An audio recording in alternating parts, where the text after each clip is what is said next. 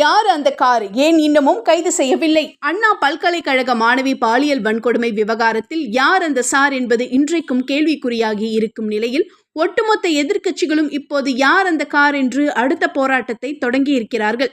கிழக்கு கடற்கரை சாலையில் பெண்கள் சென்ற காரை அரசியல் கொடி உள்ள சொகுசு காரில் துரத்தி சென்று இளைஞர்கள் வழிமறித்த வீடியோ சமூக வலைதளங்களில் வைரலானது.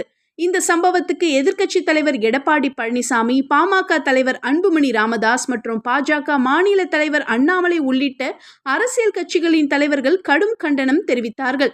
இந்த நிலையில் அண்ணா பல்கலைக்கழக மாணவி விவகாரம் போலவே இதிலும் எஃப்ஐஆர் வெளியானது.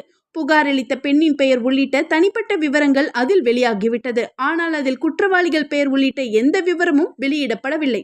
வெளியான வீடியோ காட்சிகளில் குற்றவாளிகள் முகம் தெளிவாக தெரிந்த பிறகும் அவர்களை ஏன் இன்னமும் கைது செய்யவில்லை? யார் அந்த கார் என்ற கேள்வி எழுந்துள்ளது.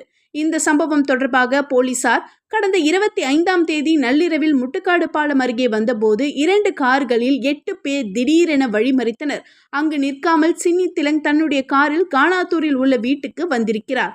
ஆனால் அவரை பின்தொடர்ந்து 2 காரில் வந்தவர்கள் சின்னி திலங் என்பவரிடம் காரை இடித்துவிட்டு நிற்காமல் சென்றதாக கூறியிருக்கிறார்கள். அதை சின்னி திலங் தரப்பு மறுத்திருக்கிறது. அது தொடர்பான புகாரில் 4 பிரிவுகளின் கீழ் வழக்கு பதிவு செய்து சிசிடிவி காட்சிகள் அடிப்படையில் விசாரணை நடத்த 3 தனிப்படைகள் அமைத்திருக்கிறோம் என்று குறிப்பிடப்பட்டுள்ளது. விரைவில் முழு உண்மையும் வெளிவரட்டும்.